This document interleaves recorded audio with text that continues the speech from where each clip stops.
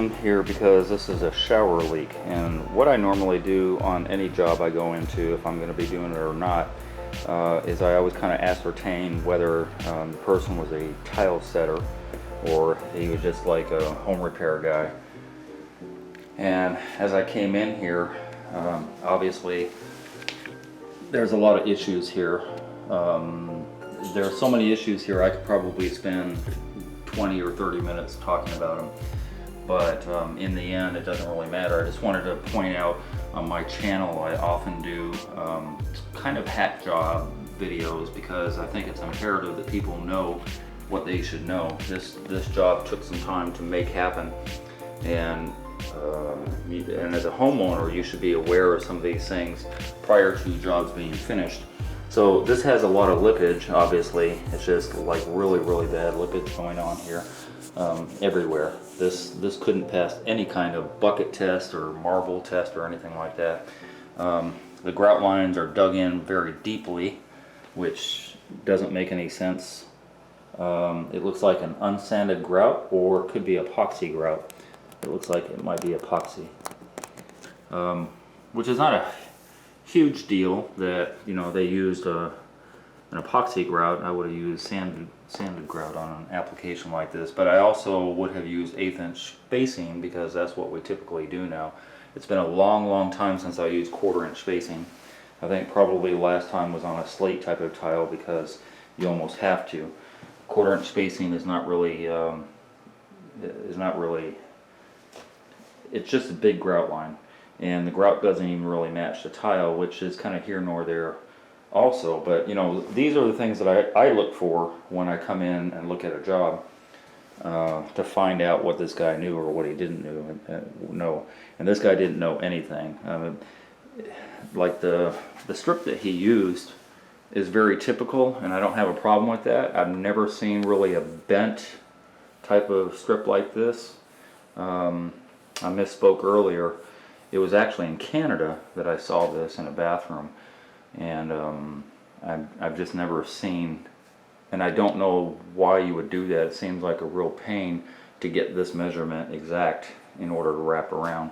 But they didn't do a good job with it anyway, because you can tell obviously the tile bumps out a lot more than the strip, and so that's kind of a big no-no. You got a little sliver cut right here, which is totally unnecessary. There's a lot of things that are unnecessary here.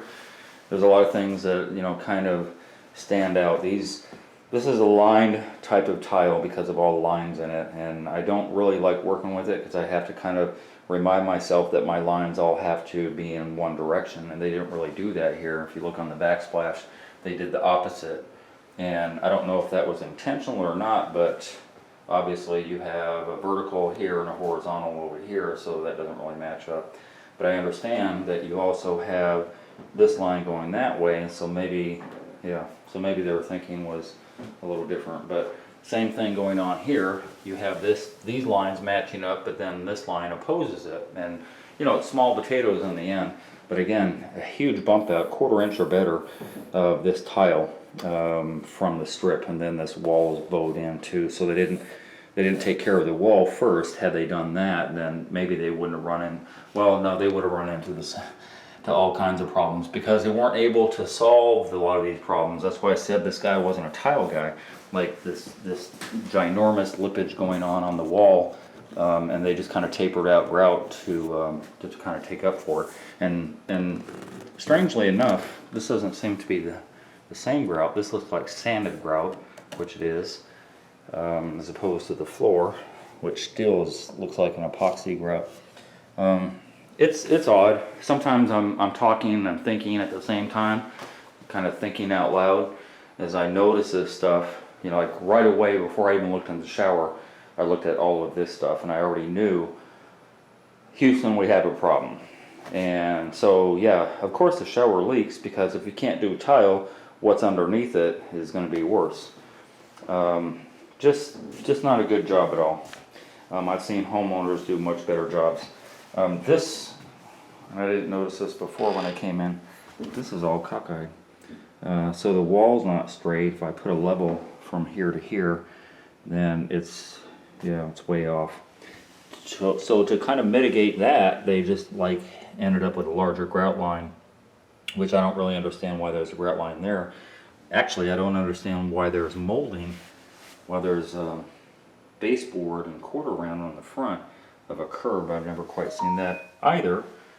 Be that as it may, there is a very, very big slope going into the shower, so yay on that. But there is no slope on the niche at all, which is kind of weird. And there's a very, very small slope on the bench.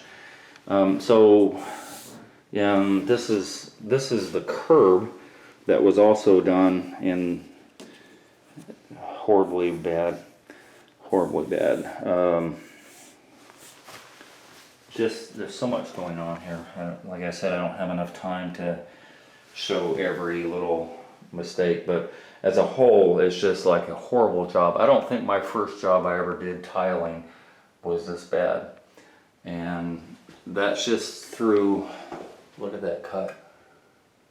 That's just through lack of knowledge. Look, big gap there. Why couldn't they just fill in that piece with a larger piece of tile instead of put a big bead of caulking? That's 3/4 of an inch of caulking up there. Small potatoes, but it all adds up. Again, a huge piece of tile going on that they didn't bother trimming off, and it didn't match the front, and it's definitely not matching the back because, yeah. Penny tile in a shower, big no-no. For what it's worth, I hate working with penny tile. I've done it a few times and I don't like it. The backing on this is very flimsy, and the tile itself is very thin. So you have to have a flat and straight wall. This is bad enough just on a flat, straight backsplash if you were to do that. But it's even worse when you get on, because it follows every inconsistency. If you have a wave, you know, like you can't bump it out with thin set. It has to be used almost with mastic. And so it has to be a flat wall, and if it's not, you're in trouble. And so this guy got in trouble because of that, because it's just wavy as I run my hand across it. And of course it's on the shower floor, which I'll show momentarily. Penny tile, not a good idea at all. Sanded grout on here, big lippage going on. Like, I don't even have to get any tool or something to knock up against it. You can clearly see that it's just ridiculous. And that's, again, for a lot of reasons, the least of which is they use penny tile, but then they didn't bump it out with a 1/4 inch backer board or anything like that, where they could have gotten it flush and they could have gotten the penny tile flat. But there's still a lot of issues that are besides that, just, you know, cockeyed set tile going on here. I have no idea what was charged for this, but whatever it was, so there's a separation here because they use grout, and I use grout in my corners too. It's extremely rare that I'll caulk, you know, the change of planes, in other words, where the tile meets the tile, because I just don't see a lot of settling going on most houses. In this case, the house definitely is settled. So you can clearly see that big giant gap here where the grout came out because of settling of the house. Obviously right there too. So the separation of that just tells me. So this whole room, this whole bathroom was an addition done some, I don't know, 10 years ago, 8 years ago. And because of that, yes, they're gonna have settling. So yeah, there should have been some caulking in there. But again, kind of rare that I do that. Didn't do it on my own shower. But this definitely needs it because the grout's just coming out left and right.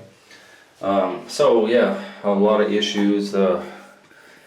The mortar there was a little excess mortar that was put in here to take up for the difference, because this is all hacked up. Which again, getting back to what I said, with penny tile is really, really hard to use in this type of application. I would have fought tooth and nail not to use it had they presented it to me back in the day to do this shower. And this is the reason why, because of all these issues that you're going to run into inevitably. That's not a good idea. So no slope on this at all. So I imagine there's water pooling back there. Yes, there is, or was, or will be forever. Yeah, a lot of issues. The bench. So As a rule, now we already know that this is leaking, so as a rule, what I'm doing on a leaky shower pan, I just replace this. We go up one tile, which is basically 12 inches. So you just cut out all the way around 12 inches because they lined up their tile at the 12-inch mark all the way around, which is great, except they didn't do it on the bench.